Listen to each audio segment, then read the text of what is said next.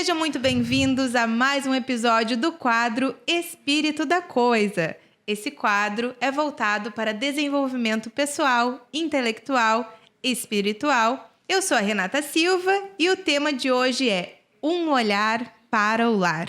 A nossa convidada, que estará conosco nesse papo, é a esposa do Odirley. Hoje as pessoas vão saber o nome do caboclo. Ela é mãe da Maria Luísa, gerente da SOS Car, elétrica automotiva, e confeiteira da Mamãe com Açúcar. Seja muito bem-vinda, Nani Marques. Ai, obrigada, Renata. Tô me sentindo em casa, porque tu sabe que tu mora no meu coração, então eu tô muito à vontade aqui. Que coisa boa, contigo. amiga. Muito feliz, muito honrada por estar aqui, né? Por poder falar tudo que aconteceu nesse período e espero poder ajudar quem está passando por alguma coisa parecida com o que eu passei. Que legal, Nani. Seja muito bem-vinda, como eu já falei. É um prazer muito grande ter aqui, poder ouvir um pouco da tua história, de tudo que tem para agregar para tantas pessoas. Eu tenho certeza que vai ser um papo muito, muito legal. E muitas pessoas vão gostar de ouvir o que vai ser falado aqui. Te apresenta um pouquinho pra gente, conta pra nós quem é a Nani, de onde que tu veio. De onde saí? É. Eu sou natural de Santo Antônio, nasci no interior, lá no Rio da Madeira. Minha família toda daqui. Casei com o Odirley, que é dono da SOS Car. Tenho a Maluzinha, que é o meu amorzinho, né?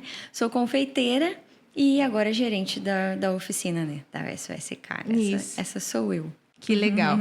Nani, conta pra nós, assim, um pouco da tua vida até chegar a esse presente momento, né? Eu sei que a gente gosta bastante de falar, não vai ter 2 horas esse episódio, mas pra gente fazer uma introdução rápida, assim, eu sei que tu e tua esposa estão juntos há bastante tempo, né? Sim, estamos juntos esse ano faz 25 anos. Tem mais tempo, tá mais tempo casado que tempo nascida. Sim, mais tempo com ele do que sem ele, né? Nós dois, a gente já não consegue mais se imaginar um sem o outro. Que legal. Graças a Deus, assim, o nosso casamento, pela glória de Deus, foi restaurado, porque já teve crises bem difíceis, assim, mas na igreja, né? Presença de Deus e muita oração e nossa vontade, né? A gente reconstruiu o nosso casamento e é maravilhoso. Sim, então são 25 anos de casados, né? Juntos, e hoje tu vai falar para nós um pouquinho sobre um olhar para o lar. Exato. E a Nani, que é mãe da Maria Luísa, como que foi, assim, até tu engravidar da Malu? Eu lembro que teve uma historinha aí que foi um pouquinho...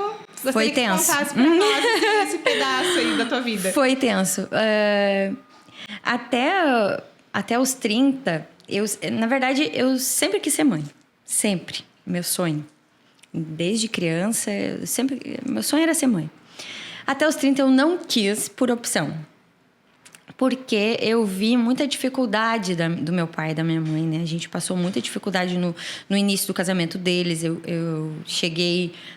A minha mãe engravidou fazia 1 mês que eles estavam casados. Então, teve muita dificuldade. E aquilo ficou para mim que primeiro eu queria construir alguma coisa.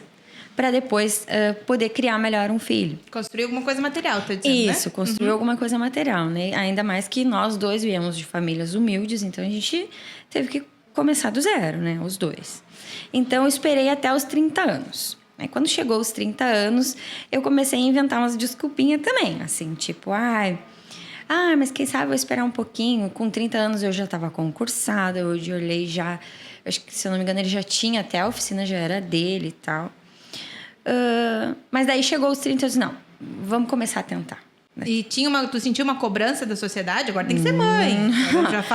Já fazia o quê? 10 anos? 30 anos eu já estava cansada da cobrança, né? Minha cobrança começou com 20. Ah, sim. No momento que eu casei, porque a gente começou a namorar, eu tinha 15 e com 20 a gente casou.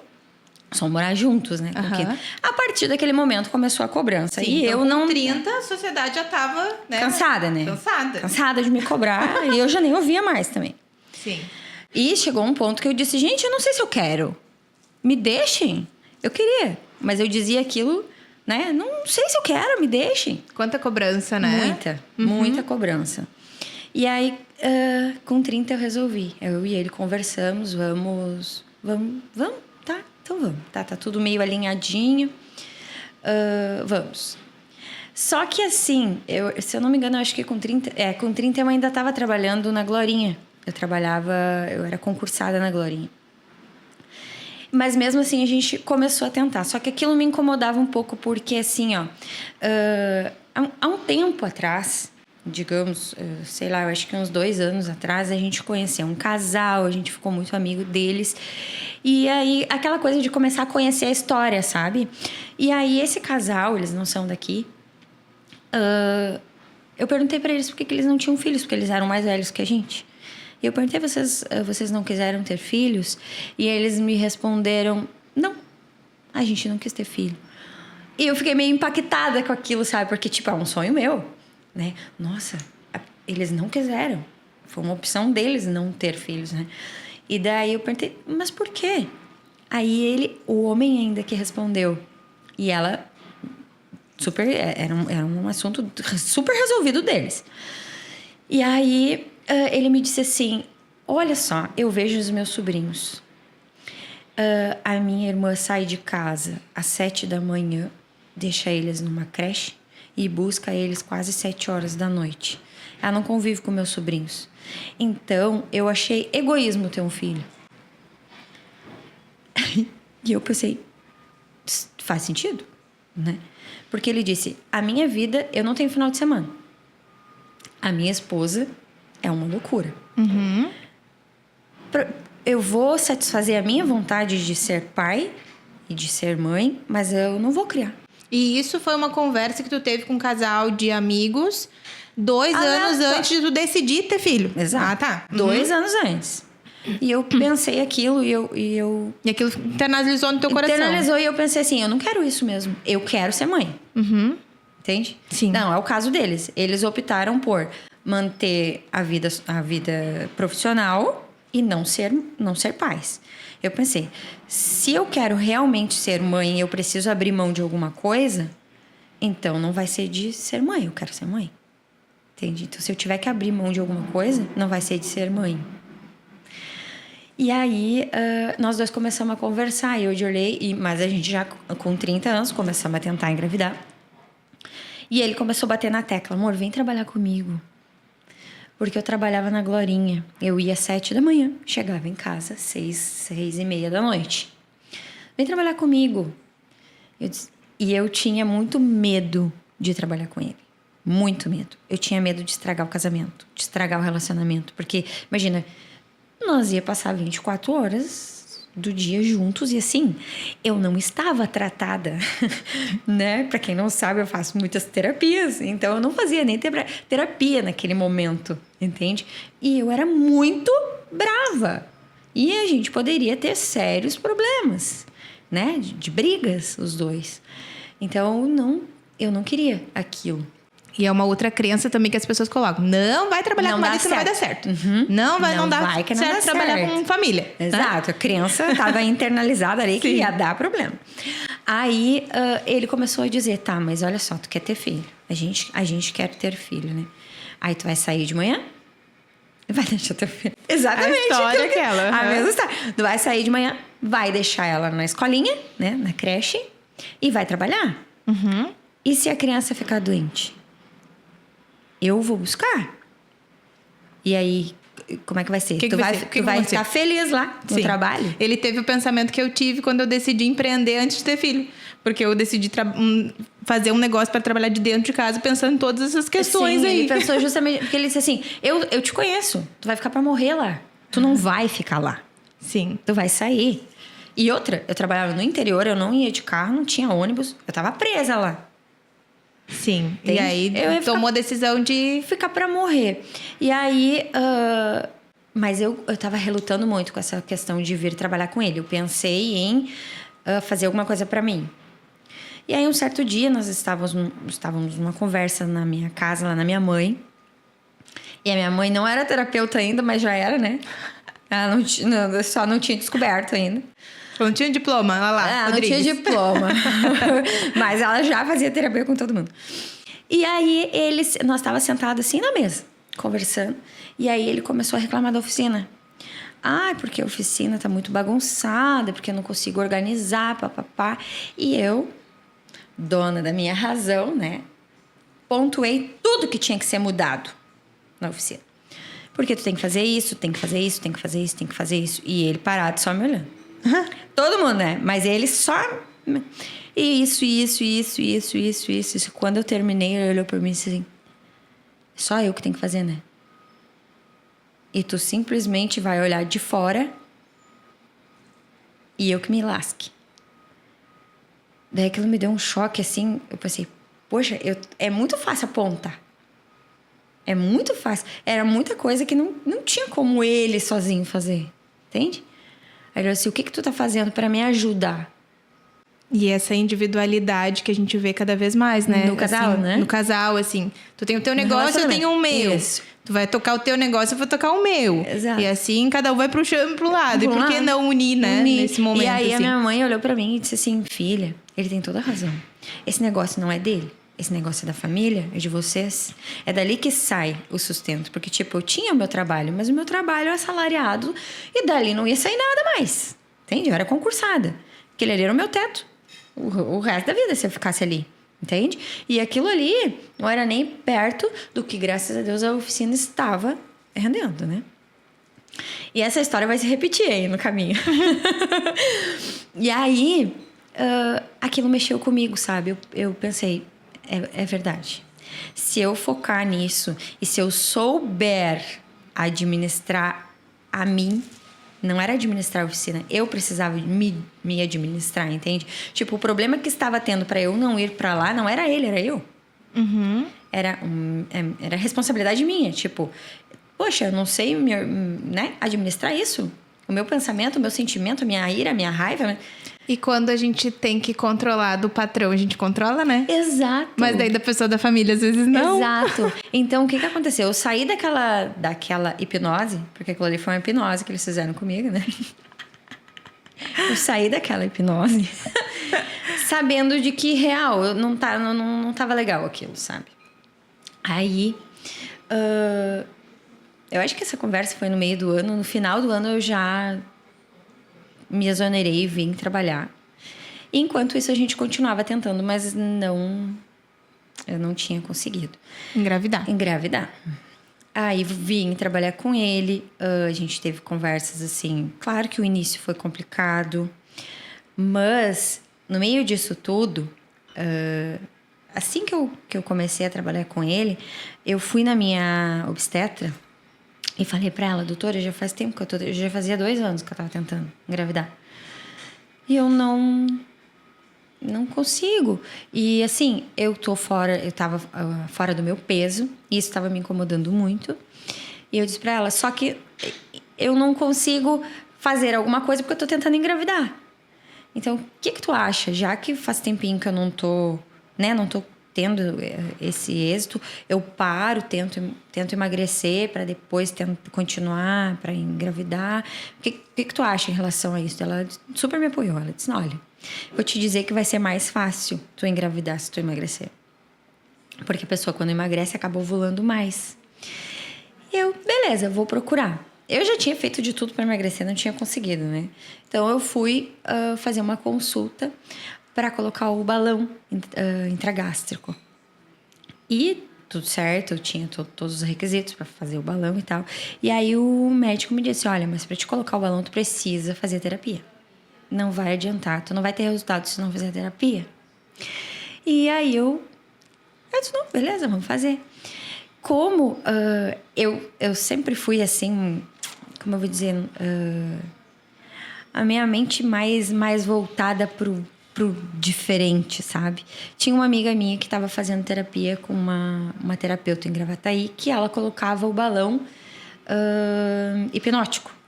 E eu pensei, eu vou colocar o balão real. Por que não fazer terapia com ela que entende do negócio, né?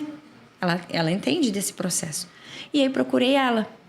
E ela é terapeuta, hipnóloga, coach, tá. Aí procurei ela. Com isso, eu achei que eu ia lá curar minha ansiedade em função do balão. Só que claro que não, né? Quando tu entra para uma terapia, tu vai desvendando, né, muita coisa. E nesse desenrolar aí, eu descobri que eu não queria engravidar. Olha, tá brincando. tentando engravidar, né? Sofrendo a cada teste negativo, sofrendo muito. Porque né? tinha pressão também da sociedade? E minha também, porque eu queria, né? Porque eu queria. queria o aval ali, Entendeu? o Eu queria troféu. engravidar, Sim. mas o meu inconsciente não queria. Uhum. A Nani, adulta, queria. Mas a Nani, criança, infantil, não queria. Por quê? Vamos descobrir o porquê. Com as terapias, quando ela disse, tu tá entendendo que tu não engravidou até agora porque tu não quis? Eu fiquei muito brava. Eu disse, tu não tá falando... Peraí, tu não tá falando com essa pessoa. Porque o meu sonho é ser mãe, desde criança. Esse é o meu sonho. Né? Eu sempre me imaginei mãe. E mãe de 3, 4. Eu queria ter vários filhos. Então, tu não tá falando comigo. Ela disse, não, quem tá falando é tu. Eu disse, como assim? Ela disse, não. O que acontece? No meu inconsciente, ter filho era perigoso. Porque, sem querer, a minha mãe internalizou em mim que foi muito difícil ser mãe. E foi. Ela tinha 16 anos quando engravidou. Eles passaram necessidades, né? E todo o trabalho que ela teve para me criar, o que ela fazia desde sempre? Desde que eu me lembro. Filha, não engravida cedo. Tu não engravida cedo porque tu vai estragar a tua vida, porque... Sabe? Aquele Filho monte estraga a de... vida, o filho só atrapalha. Só atrapalha. O filho só dá despesa, o filho só dá trabalho, o filho nunca mais vai dormir igual. Quantas dessas crenças a gente ouve a vida inteira sobre filho? Exato. E não é porque ela não queria ser vó ou porque ela queria o meu mal. Não, é pelo contrário. Ela queria o meu bem. Ela queria que no momento certo eu fosse mãe. Só que a gente é o filho que ouve que filho dá trabalho. É estranho, né? Exatamente. Eu me sentia... Primeiro eu me sentia... Nossa, como eu fui horrível pra minha mãe. Sim. Eu não me sentia amada com esse assunto. Eu não me sentia amada. Segundo... Meu inconsciente. O que mãe fala, e anotem isso, o que mãe fala é lei. É lei para uma criança, é lei para o inconsciente. Essa é a pessoa que sabe o que é melhor para ti. A minha mãe diz que é perigoso. Acendi um alerta. Perigo, perigo, vai dar ruim. Entende? Como que tu vai engravidar, minha filha? Não vai. Porque tá registrado lá. Lembra que eu falei que eu queria, lá com 30, eu queria ter filhos, mas eu inventava desculpinhas? Eu inventei várias desculpinhas. Inclusive o balão. Também foi uma desculpa, entende? Tipo, agora vou parar 1 ano. Agora 1 ano eu não posso engravidar. Mas é inconsciente, eu tava me sabotando. Eu me sabotei várias vezes durante isso, sabe? E aí, quando ela falou isso, eu me dei conta, a gente desensibilizou aquilo, como se fala, agora fugiu a palavra, ressignificou. Ressignificamos aquilo, tá. Mas assim, eu tinha mágoa de tudo que tinha acontecido, de tudo que eu tinha ouvido, tinha mágoas da minha mãe, muita mágoa da minha mãe. E aí, é uma coisa muito louca que depois, isso... Aqui na frente agora, trazendo para o agora, a decisão que eu tomei depois tá totalmente relacionada com isso, sabe? Porque o que aconteceu? Eu não consegui engravidar, descobri o motivo, continuei não conseguindo engravidar. E um certo dia, eu na igreja, orando, e eu pedi de todo o coração para Deus, eu disse, Senhor, eu quero perdoar a minha mãe. Eu quero querer perdoar, porque eu não queria. Não, eu queria, sabe? Eu queria. Sim. Eu já entendia. Eu me coloquei no lugar dela e pensei que talvez eu fizesse a mesma coisa. Só que a dor tinha. Eu não conseguia olhar para ela com a admiração que ela merecia. Porque assim, a minha mãe foi uma baita mulher. Entende? Não, a minha mãe cuidou da gente com todo carinho, nos amou, sabe? Ela teve erros. E esses erros não poderia destruir tudo que ela foi pra mim, mas destruía. E eu olhava pra ela querendo ferir ela. Entende? Aquela coisa, se tu me feriu, eu vou te ferir. Então, era harpa pra lá e harpa pra cá. O tempo todo. Não. Por mais amor que tivesse, por mais amor que eu tinha por ela, eu tinha aquela coisa de vez em quando, dar aquela beliscada, sabe? Aquela cutucadinha, aquela piadinha, sabe? Eu não queria mais isso. Eu queria honrar minha mãe. Com todo amor. E aí, na minha oração, tava eu ajoelhada aqui, né? Orando. Meu padrasto e ela lá do outro lado, dentro da igreja. E aí, eu orando em pensamento, louvor muito alto. Não tinha como ela saber o que eu tava orando, o que eu tava pedindo. E eu pedi para Deus de todo o meu coração, de toda a verdade, assim. Eu disse, Senhor, eu quero me livrar dessa dor. Eu quero me livrar disso. Eu quero olhar para minha mãe e sentir amor, transbordar. Eu quero sentir o carinho, o amor dela. Eu quero honrar ela, olhar para ela e ver o que as outras pessoas veem, porque todo mundo, nossa, exalta a minha mãe. Eu olhava para ela e só via os erros, sabe? Então eu queria mesmo olhar para ela com o olhar que eu olho hoje para ela, sabe? Queria olhar para minha mãe e dizer assim, cara, minha mãe. Gente, quando eu terminei a oração, a minha mãe veio nos meus pés assim, me pegou pela mão, me levantou, me abraçou e me pediu perdão. Nossa, meu mundo caiu! Eu comecei a chorar muito e um fogo queimou. E eu não esqueço, o louvor que tava tocando era Deixa Queimar. E eu dizia, meu Deus, mas vai queimar real. Gente do céu, era um fogo que queimava assim. E a minha mãe abraçava e nós duas chorando. E eu, foi uma experiência assim, ó. Uma das primeiras que eu tive. Graças a Deus eu tive muitas experiências com Deus, mas essa foi uma das primeiras assim. E gente, nós fomos embora. Eu não falei nada pra ela. Eu só chorei. E eu dizia, tá doendo. E ela dizia, deixa, chora, bota pra fora. E aí a gente foi, eu tava na casa dela, lá em Capão. Eu tava sozinha, o Johnny não tinha ido, eu tava de férias, eu acho. No dia seguinte, nós tivemos uma conversa leve, clara, esclarecedora, maravilhosa. Sabe aquela conversa minha e tua? Uhum. Assim, que a gente conversa com leveza, uma dizendo os erros. Eu cometi esse erro, sabe? Mas não reconhecendo, principalmente, tu, os teus, ela, os dela. E fluiu, e assim, ó, nunca mais eu olhei pra minha mãe daquela maneira. Nunca mais. Coincidência, que não existe, um mês e pouco depois eu descobri que estava grávida. Um mês depois desse episódio. Um mês e pouquinho depois desse episódio, eu descobri que estava grávida. Então, eu tenho certeza que a terapia curou o trauma, né? Ressignificou o trauma. Deus liberou o meu perdão. Eu liberei o meu perdão, né? E a partir dali, eu pude ser a mãe que eu queria ser. Entende? Real. A mãe verdadeira que eu queria, que eu lutei para ser.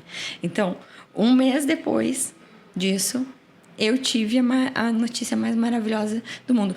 Sim, de lá até eu engravidar foram 5 anos. Até a Maria Luísa nascer, 5 anos. Então, imagina quando eu peguei aquele... E assim, ó, eu não fiz o teste achando que eu estava grávida. Eu fiz o teste porque eu precisava fazer um exame para começar a fazer um tratamento para engravidar. Uhum. Então, como eu estava atrasada e a minha menstruação sempre foi do meu ciclo todo errado, eu pensei, vou fazer o teste, porque daí eu sabia que eu fazia o teste, eu ficava grávida, ficava menstruada logo em seguida, podia fazer o exame para agilizar o processo, entende? E fiz o teste, botei em cima da bancada, fui tomar um banho. Quando eu voltei, que eu peguei o teste. Eu me olhava no espelho, olhava pro espelho assim, com o olho arregalado. Eu me lembro da cena, né? Olhava pro espelho assim, olhava de novo pro negócio, olhei pro céu. É sério? É sério isso? Gente, eu caí de joelho no chão e eu desabei. Eu disse, que isso? Eu tô grávida agora? E agora o que eu faço? Eu tô grávida. Tipo, pontinho que faltava. Agora tu vai ser mãe. Nossa, Nani, que maravilhoso saber de tudo isso. Eu já sabia, mas é tão bom ouvir de novo. De novo. Porque a gente sempre pega algum detalhezinho que falta. E eu, assim, que falta no sentido de a gente ouve a história de novo e pega alguns detalhes que não tinha pego da outra vez, né?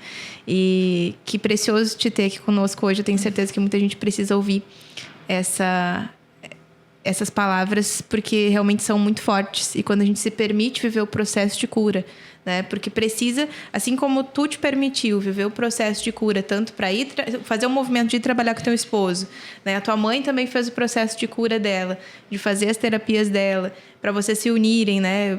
Tu fez as tuas, cada um fazendo o seu papel, a coisa lá na frente vai se encaminhando, porque não ia ter...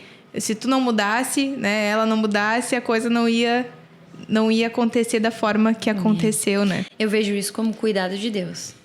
Porque se eu tivesse engravidado lá com os 30, como foi o meu planejado, pobre Maria Luísa. Porque ela ia sofrer com o trauma que eu tinha em relação à minha mãe, com certeza. Meu casamento, ali, a função de eu não estar em casa, não estar, né, na cidade, estar fora. Então, imagina tudo que poderia ter acontecido. Então, quando a gente fala que é tudo no tempo de Deus, é porque é tudo no tempo de Deus. Pela misericórdia dele, né? Eu acredito muito nisso também. Exatamente. A gente comenta sobre isso, que a gente melhora muito depois dos filhos. Nossa. Porque a gente melhora por eles. Exato. Mas por que eu tô reagindo dessa forma, né? Por que eu tô fazendo assim com ele? Por que na verdade é tudo bagagem nossa, né? Tudo tá dentro do nosso coração e a gente tá somente refletindo neles. No meu caso, foi uma situação um pouco parecida, essa questão de filho, assim. Eu já oro pelas minhas noras, né? Eu oro pelas minhas noras, eu tenho 2 filhos homens, então eu acabo orando por eles para que sejam grandes homens de Deus e acabo orando pelas minhas noras, até que o Espírito Santo me constrangeu e disse, então seja essa mulher. E eles vão...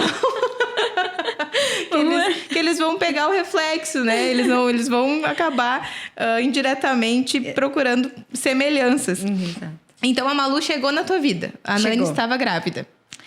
Chegou na minha vida e eu consegui aproveitar ela ao máximo até 1 ano. Eu não trabalhei. Na verdade, ela entrou na creche com 10 meses. E aí eu decidi, era um turno só. Ela ia pra creche um turno, eu ia trabalhar um turno.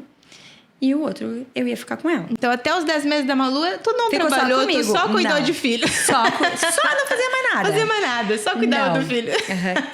Quem vê, acredita. Quem vê, acredita, né? Jura? Sim. Até os 9 meses eu fiquei... Os 10 meses eu fiquei com ela.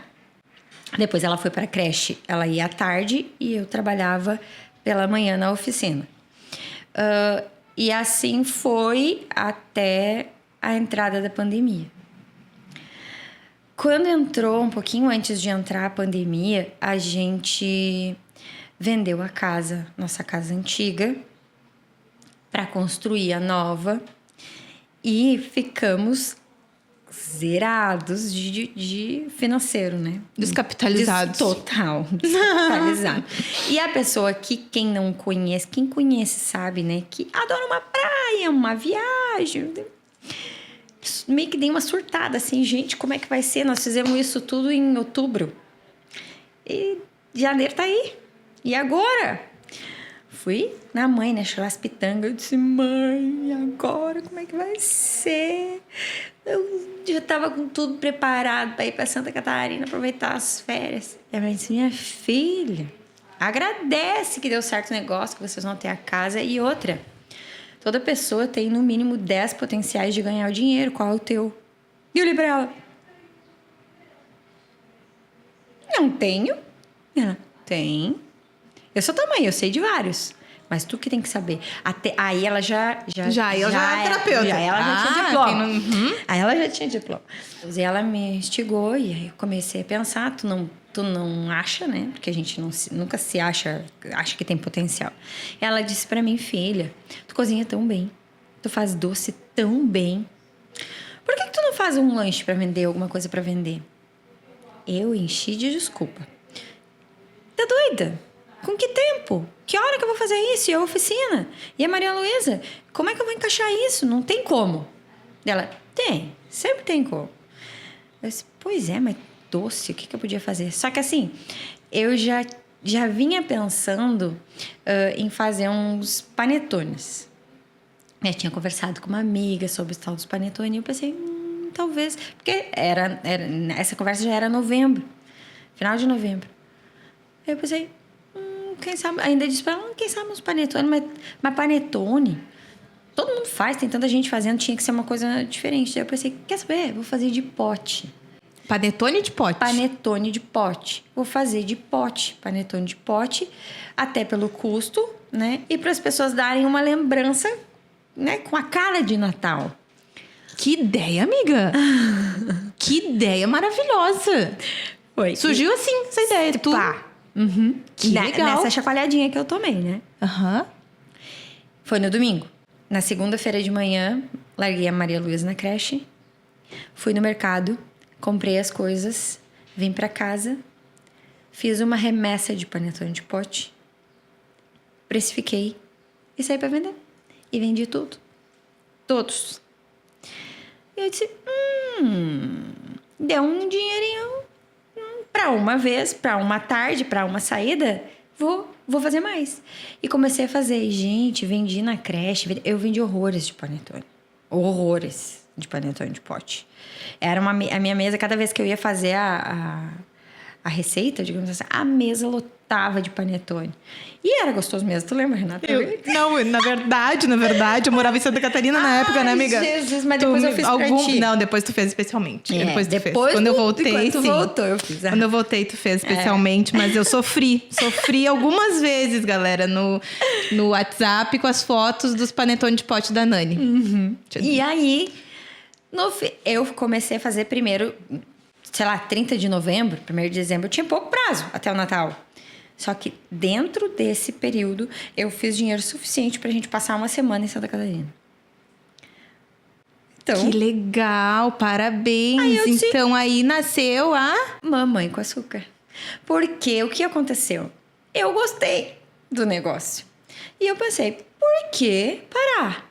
Se deu certo, né? Sim. Então, eu posso fazer uma segunda, né? Um dinheirinho extra por fora, como eu digo, né? Para os passeios, pra gente curtir. Esse era o meu pensamento, sabe? No início? No início, pra gente curtir. Inocentemente. Pobre engano. Pobre empreendedora nata. Sim.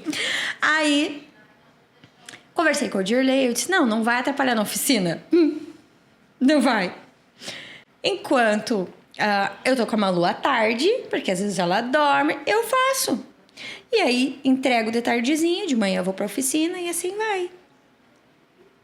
Eu tava mentindo pra mim mesma, né, que isso ia acontecer. Não tinha como acontecer. Porque assim, se naquele primeiro mês que eu não tinha cliente, eu vendi daquela maneira, quando eu comecei a oferecer para aqueles que compraram, qualquer coisa que eu fazia, eles queriam. Então, eu tinha muita produção. E aí eu tive a brilhante ideia de fazer brigadeiro. Porque todo mundo, que eu sempre fiz por nossas festas, nossas festinhas, os brigadeiros. E aí, até a Fernanda da Frufrus, que é minha comadre, disse, amiga, faz brigadeiro, teus brigadeiros são maravilhosos. Faz brigadeiros. Tá, vou fazer. Aí comecei a fazer os potinhos para vender. E daí começou a chegar a encomenda. Não, tu faz brigadeiro, eu quero pro aniversário. Não, eu quero pra festa. E aí eu comecei a pegar as encomendas de brigadeiro. E aí nasceu o Mamãe com Açúcar. Aí eu disse, quer saber de uma coisa? Isso aí vai virar um empreendimento, vai virar o meu negócio. Eu ainda estava, nesse momento, conseguindo conciliar as 3 coisas. As encomendas, a oficina e a Maria Luísa. Saudavelmente. Não muito. A Maria Luísa já tinha começado a ficar de lado. Entendi. Já estava naquela assim, mas se eu tivesse o dia inteiro, e se ela ficasse o turno integral na escola, poderia fazer mais, né? Ia render mais. Mas, ao mesmo tempo, eu voltava pra mim e disse, não, foi uma promessa que tu fez. Era um turno com ela. Então, beleza. Então, um turno com ela. Ela tava em casa, nesse um turno. Aí, começou a crescer o negócio. Uma filhada minha ia fazer aniversário de 1 aninho e disse, Dinda, minha comadre, Dinda, faz o bolo dela. Eu disse, bolo? Não sei fazer bolo. Claro que sabe. tu sabe fazer tudo. Eu não sei fazer bolo, nunca fiz bolo, não sei fazer bolo. Sabe, confia em ti, do jeito que tu fizer tá bom. Nem que seja um bolo de chocolate com confete por cima. Tarefa dada pra mim, né? Disse, não, se é pra fazer, então vou fazer uma coisa direitinha, né? Fui pro YouTube, pesquisei lá, olhei uma foto e disse, eu acho que isso aqui eu consigo fazer. E fiz, gente. O bolo ficou lindo. E ficou gostoso. E eu descobri um dom de confeiteira. E agreguei isso ao Mamãe com Açúcar. Que no final das contas virou o carro-chefe, né? Era Os bolos decorados. Os bolos decorados. Tive um apoio muito grande da Fernanda, da Frufrus de Festa, porque ela estava começando. E nesse meio tempo, estourou a pandemia. Bem ali quando eu comecei a fazer os brigadeiros, estourou a pandemia. A oficina ficou um tempo fechada, em função do lockdown. Quando abriu assim, um movimento muito fraco. Então, eu abandonei, não fui lá. Então tá, então agora eu vou focar aqui. Né? Ele consegue, como tá próprio, ele consegue dar conta ali sozinho e eu vou focar nisso daqui. Só que creche também. Então a Maria Luísa ficava o dia inteiro em casa e eu pegando as encomendas. E aí peguei mais esse desafio. A Fernanda começou o carrinho festeiro, porque era uma muita alternativa para festa em casa. Uhum. E ela disse, amiga, se esse bolo der certo e se tu te sentir segura, a gente faz o bolo contigo, eu faço os doces contigo, a gente encaixa dentro do carrinho. E minha filha, a Fernanda já tinha nome. Então eu tinha carrinho todo final de semana. Contratei a minha comadre, que é a Dinda da Maria Luísa, para trabalhar comigo. E aí bombou o Mamãe com Açúcar. Aí eu não consegui mais segurar o Mamãe com Açúcar. Aí eu, final de semana... todos os dias, assim, era muito trabalho. Teve finais de semana que eu fiz 15 bolos decorados, bolo de andar, bolo de festa, bolo... E aquilo me sugou total. O Odirley, coitado, não tinha mais a secretária dele, ele teve que se virar lá na oficina, abandonei totalmente a oficina. Eu ia lá uma vez que outra. Porque daí o ritmo das festas foram voltando também, né? A pandemia foi terminando. Mas durante a pandemia eu fazia muita coisa pra festinha em casa. Eu tava lembrando esses dias que teve um aniversário de 1 aninho que a mãe fez um bolo pra casa e distribuiu na casa dos familiares um bolinho pra cada casa. Então eu fiz muito isso. Era... sei lá, 10 bolinhos pequenininhos. Eu fiz muita encomenda para fora. Eu tinha que levar para fora, eu digo, para Porto Alegre, Viamão. Muita coisa para fora, assim, sabe? Então, o fluxo cresceu absurdamente e eu tava, assim, consumida naquilo ali. Com um negócio mega estruturado. Sim. Uau, agora eu sou confeiteira do Mamãe com Açúcar. Eu tenho uma empresa. Sou mãe, empreendedora, aquele papo bonito. Lindo. Que a gente adora. De viver, lindo de viver. E achando que a minha filha estava me atrapalhando. Porque ela estava o dia inteiro em casa. Eu peguei esse período, ela ainda mamava. Então eu tinha que parar para dar mamar. E aquilo, meu Deus, eu preciso terminar isso aqui. E eu tenho que parar para dar mamar. Eu peguei o desfraude dela. Que ela chamava mamãe. Numa Páscoa... eu ouvia ela gritando lá do quarto, titi, mãe, e eu chorando, porque eu não tinha, foi a primeira Páscoa e eu não tinha organização, não fazia noção da demanda de trabalho. Eu peguei muita encomenda e eu não dei conta daquele tanto de encomenda. Então, eu tava, assim, trabalhando como uma doida naquele momento. A minha família, eu chamei todo mundo para ajudar, porque senão eu não ia conseguir entregar as encomendas. E eu ouvi ela chorando lá do quarto. Titi, mãe. E o meu peito... pra amamentar. Eu não podia parar pra amamentar. Aquilo rasgou o coração, assim. Eu disse, meu Deus do céu. Mas é só hoje. Eu pensava, é só hoje. É só hoje. Só que esse só hoje não foi só hoje. Foi muitas vezes. Foi muitos finais de semana. Foi muitas... aí depois, quando ela... foi desfraudar ela... eu tava no ponto ali, que tu não pode parar. Não dá pra parar. Se tu parar, tu perde a tua receita. E ela chegava, puxava a mãe assim. Mamãe quer ir no banheiro. Eu dizia, a Dinda te leva, porque a minha auxiliar era a Dinda dela. Não, é tu, mamãe. Eu ficava... Por que não pode ser a Dinda? Por que tem que ser a mãe? Criança entende. Gente, criança entende. Com 1 ano e 7 meses, eu olhar pra ela. Criança entende. Sabe? Eu tava consumida por aquilo, sabe? E aí... Trabalho em primeiro lugar, no caso. Sim. Primeiro lugar. Até porque eu tinha pegado as encomendas. Trabalho, cliente, eu tenho compromisso com os de fora, né? Eu sei bem como é que é isso. Eu tenho que entregar, né? E a outra, não dizia não. Sim. Ao invés de pegar 5 bolos, pegava 15. Mais os doces, mais os brownies, mais as tortas. Entende? E aí, a minha comadre, graças a Deus, comigo, que é Dinda dela, então, ainda me deu um suporte maior em relação a isso, né? Mas eu tava assim, ó, fora já. Eu já tava me sentindo culpada, me sentindo exausta. E um certo dia teve uma encomenda, assim. Sabe aquele dia que as coisas dão... Outra coisa. Lembrei de outro episódio. Eu estava... Sabe quando tá tudo organizadinho? Vai dar esse final de semana, tá tudo certo. Amanhã eu vou poder aproveitar. Tudo certo. Ai, glória a Deus. Uma ligação. Moça, tu é filha do seu Joel? Sim, por quê? Não, porque teu pai passou mal aqui. Eu acho que ele tá tendo um AVC. Gente, eu desliguei o telefone, sentei, com mais 5 bolos pra terminar. E pensei, eu não posso ir lá. Aí quando eu pensei assim, eu não posso ir lá, automaticamente eu disse, como assim, é teu pai? Como tu não vai lá? Isso aqui é mais importante que o teu pai. Teu pai tá morrendo, tu entendeu? Sabe? Deus falando comigo, né? Tu entendeu? Teu pai tá morrendo. Isso é mais importante do que a vida dele. Eu olhei pra minha cunhada, que ela é nora dele, né? Eu disse assim, Monique, o que eu faço? Ela disse, o pior que o Juliano não tá aí, meu irmão. Ele não tava, ele tava incomunicável no morro. Até eu acho que conseguiram ligar pra ele, mas ele não conseguia. Até entre eu chegar e ele chegar. Aí eu olhei pra ela e disse assim, azar. Eu não vou deixar meu pai. Azar desses bolos. Eu não tenho o que fazer. Gente, eu saí, eu fui assim, ó. Ele tava lá na Palmeira. Eu fui com meu coração assim, meu Deus, é o que eu tenho que fazer. Mas sabe aquela coisa de...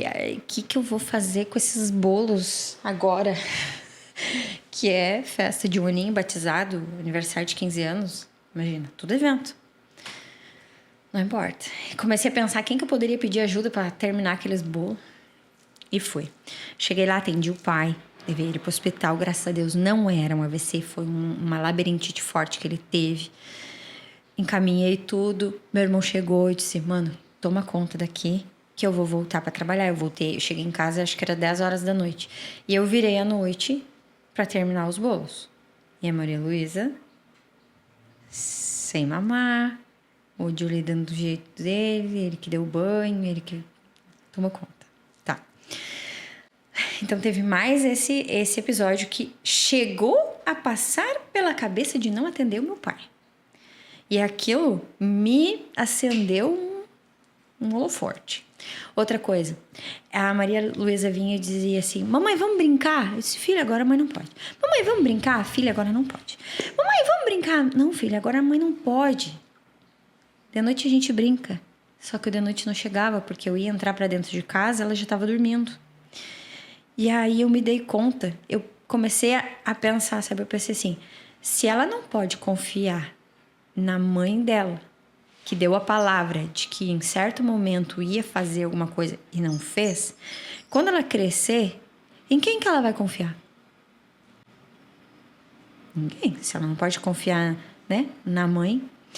Essas coisas começaram a me incomodar muito, me inquietar, acender o alerta, sabe? Que alguma coisa estava errada. Estava errada. Tinha alguma coisa errada. E aí começou dentro de ti, assim, Uma luta no sentido assim, que tá, eu mas vou- e o que que eu vou- agora? Eu tenho um negócio. Não, eu me descobri, na verdade, porque Sim. eu sempre tinha essa coisa de o que eu sou, né? Quem eu sou? O que eu faço? Eu não sabia. E aí eu tinha me descoberto. Poxa, eu sou confeiteira. Eu sou isso, eu gosto disso, eu me realizo fazendo isso. Isso é muito legal, entende? Só que o meu primeiro plano, né? O meu primeiro sonho não era esse. O meu primeiro sonho era ser mãe. E onde é que estava isso? E aí, um certo dia, eu peguei várias encomendas, deu tudo errado.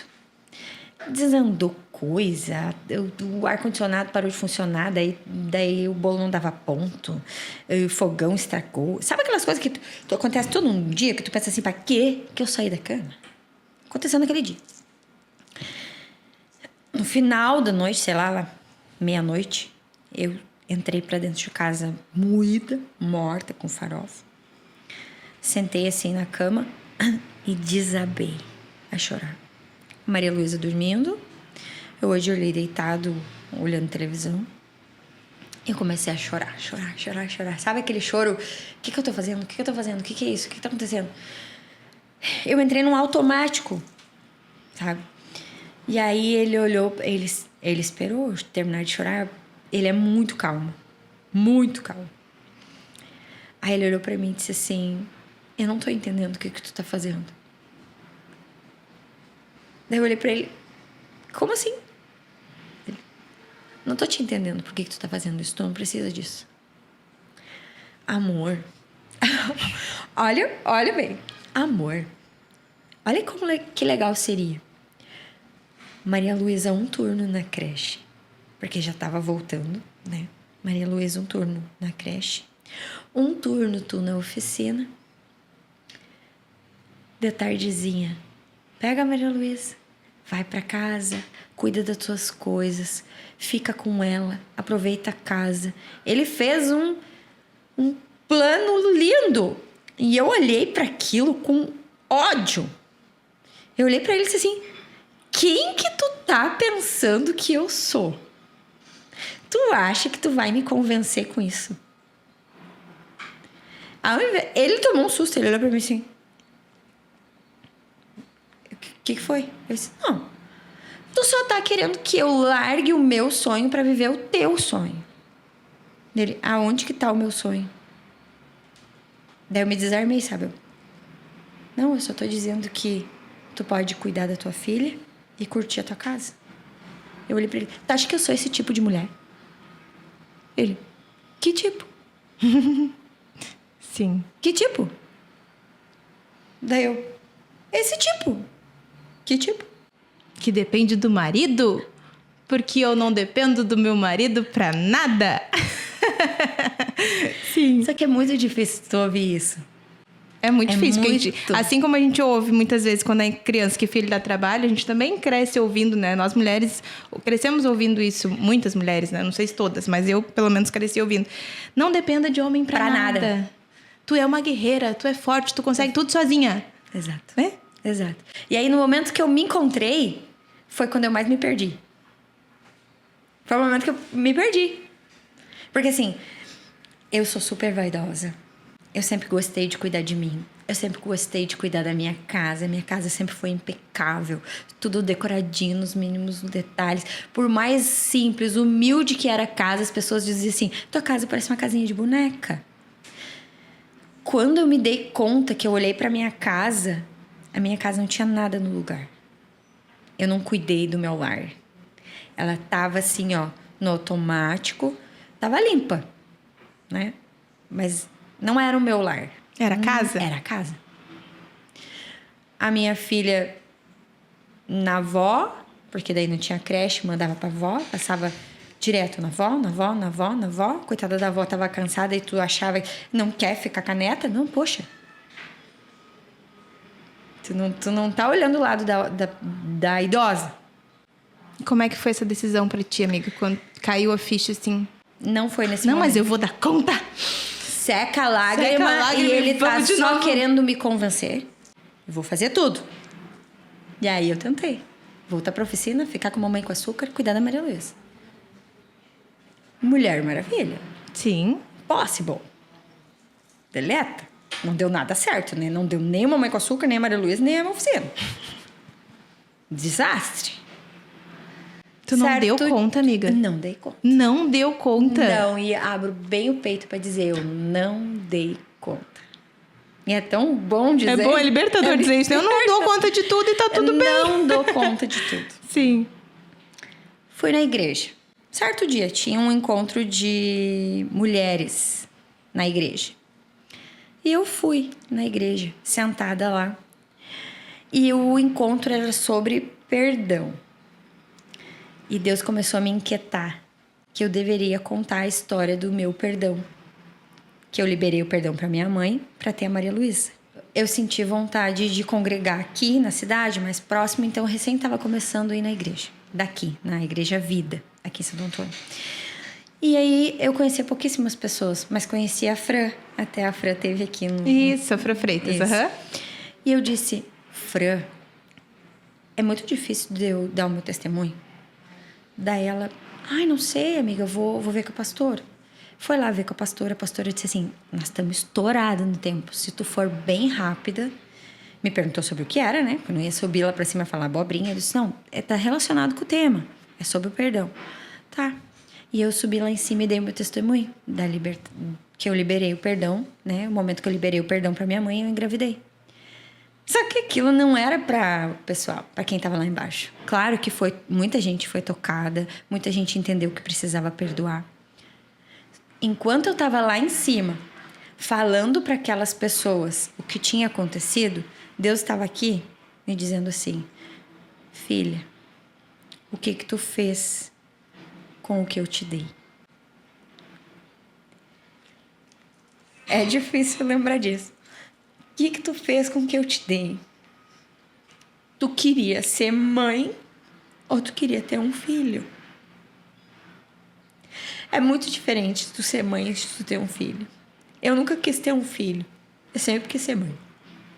Eu desci de lá com a certeza do que eu queria. Que eu queria ser mãe. E de que aquilo estava tudo errado. Eu cheguei em casa, eu sentei com a Dirley e disse, chega, não dá mais. Desse jeito não dá. Eu vou parar com Mamãe com Açúcar, porque eu não conseguia pensar uma maneira de fazer tudo ao mesmo tempo. Então, eu vou parar. Eu vou ficar 3 meses sem fazer nada. Sem pegar nenhuma encomenda. Eu vou só honrar as que eu já tinha. E depois das que eu honrar, eu vou ficar 3 meses sem pegar nenhuma encomenda. E, no mínimo, 1 mês sem ir na oficina. Eu vou ser mãe. Eu vou ficar com a Maria Luísa. Eu vou me reencontrar na minha casa com a minha filha. Coincidiu isso com a nossa mudança para casa nova e a gente viveu tempos maravilhosos. A gente se redescobriu novamente. Eu senti o poder de ser mãe novamente, sabe? E a partir dali, eu tô vivendo o meu melhor momento, porque eu consegui organizar tudo. Eu tenho meu momento de ir na oficina, que é quando ela tá na escola.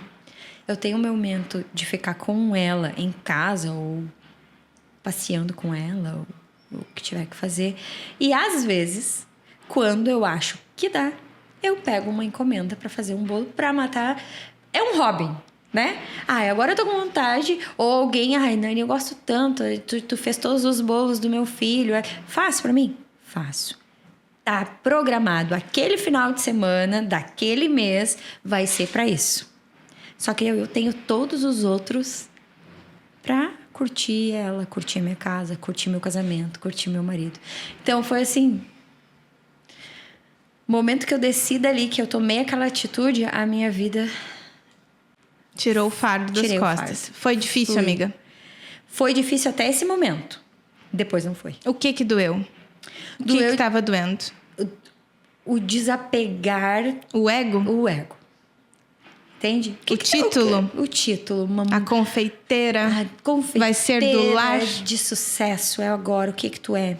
O que tu é agora? Sou mãe. Sou do lar.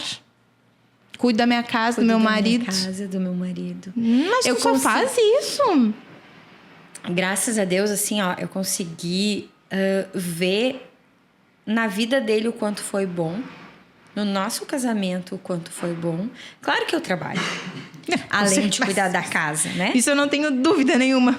E eu trabalho bastante na oficina, mas eu vejo que o meu suporte a ele, né, ao meu esposo, a minha posição de estar ao lado dele, fez com que as coisas fluíssem. E em nenhum momento aquele dinheiro que deixou de entrar com a confeitaria fez falta. Pelo contrário, a oficina subiu de nível. Porque a gente conseguiu se organizar, ele teve tempo para trabalhar. Agregou. Porque ele ficou mais livre para trabalhar, para fluir, entende?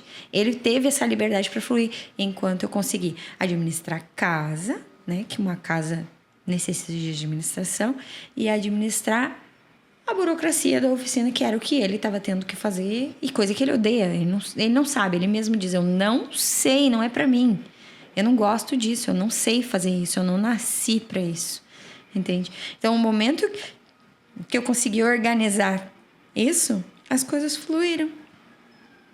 E hoje, graças a Deus, a oficina, a gente está num momento muito bom. A oficina cresceu, a oficina está em um novo endereço, uma fachada linda, tá ficando no sonho dele, que ele sempre tinha um sonho, assim, eu tenho um sonho de ir para um prédio maior, né?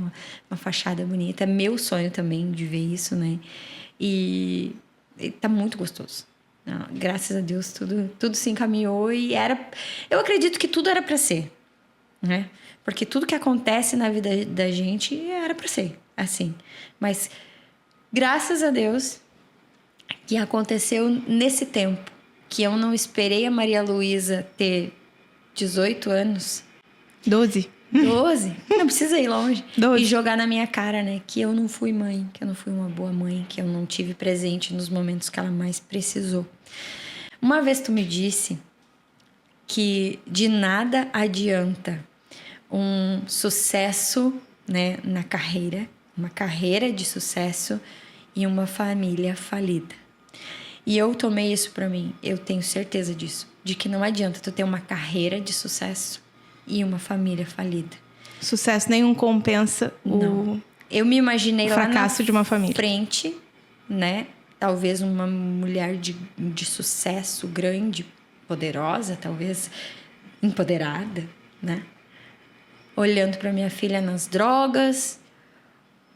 Eu talvez sem outro filho, porque eu não estava pensando em ter outro filho. Eu já pensei, não, um já tá bom. Já atrapalha o suficiente. Não é? Eu não queria mais ter filho. E quem era aquela lá que queria ter 3 filhos, 4? Não ter filho. Entende? Então eu cheguei a pensar em não ter filho. Agora estamos tentando, se Deus quiser, logo verá. Se Deus quiser, que né? lindo. Que seja da vontade dele. Então, que bom te ouvir, Nani. Que coisa boa te ouvir. Porque, assim, a gente não está falando que trabalhar é errado. Não. Né? Mas o trabalho no lugar errado, ele faz um estrago enorme. Faz. A gente trabalha, a gente gosta de trabalhar. Eu também passei por uma experiência muito parecida, né? Foi um contexto muito, muito semelhante, assim. Já contei a minha experiência também em outro podcast. E é muito interessante a gente saber o lugar que o trabalho tem, no tempo que ele tem. Porque eu também falei essa frase assim, mas o pitch da rede social é agora. Eu tenho que ir agora. E uma pessoa me disse, mas os teus filhos vão ser pequenos só agora. Também foi mais ou menos assim. Então, os filhos vão crescer, a gente vai se reinventar. Exato. A gente vai vender outra coisa, a gente vai fazer outra coisa. A minha mãe se descobriu profissionalmente com 55 anos. Ela começou a profissão dela com 55 anos. E ela está... Outro dia a gente conversou ainda, né? Que hoje com os meus filhos... Eu iniciei o magistério, por exemplo, lá com 17 anos e não quis saber. Eu não quero saber disso aqui, que isso aqui não é pra mim. Hoje, com certeza, se eu tivesse que ir pra dentro de uma sala de aula, eu iria com outra cabeça. Encontrei uma amiga esses dias que está começando pedagogia agora. Dei maior força, ela está com 2 filhos grandes, ela vai entrar para uma sala de aula com outra cabeça. E o que te impede de, na frente, agora ou mais para frente, tu iniciar a tua carreira, né? Depois dos filhos criados, não é o tempo que vai dizer isso, né? A gente nunca tá atrasado, a gente tá no tempo de Deus. No tempo certo, né? No tempo certo de Deus. No tempo certo, porque é o meu propósito. O meu propósito de vida era ser mãe. Eu queria ser mãe. Então, Quanto tempo a gente vai ser mãe de bebê? Eu não tenho mais bebê. Eu não sou mais mãe de bebê. Eu tenho uma filha de 5 anos. Tenho mais 5 anos para ter uma filha de 10. E mais 5 para ter uma filha de 15. E dos 15 para frente, tchau. Tu não tem mais filho.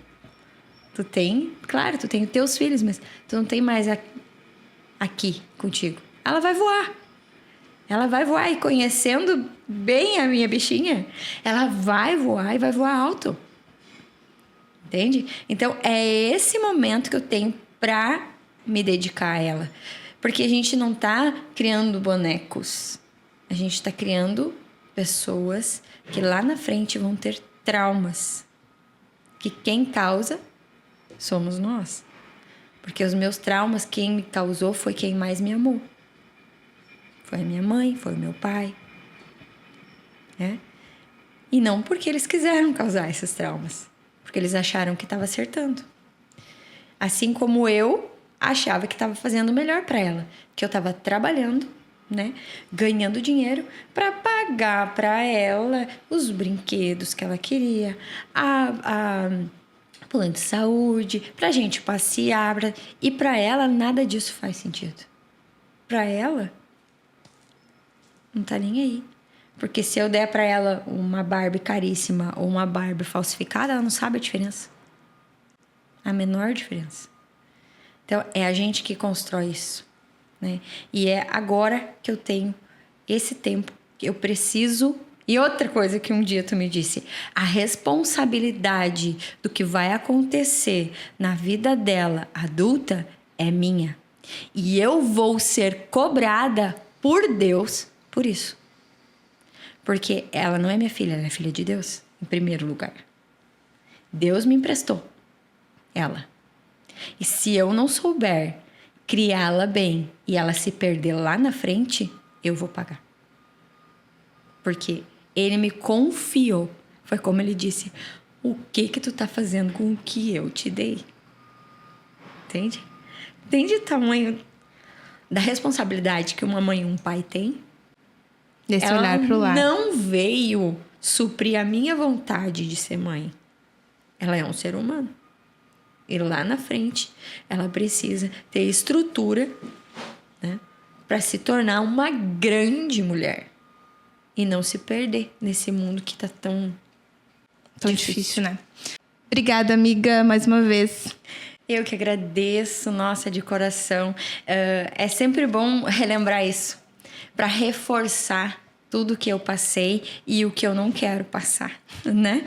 Então é bom demais e obrigada, pessoal, obrigada por estar aqui ouvindo e espero ter podido ajudar vocês, tá bom? Siga a Alma Collab, siga a AlmaCast no Instagram e no TikTok. Se inscreva no nosso canal, comenta esse episódio, curta e compartilha com as pessoas que tu ama, que também precisam ouvir mais desse assunto.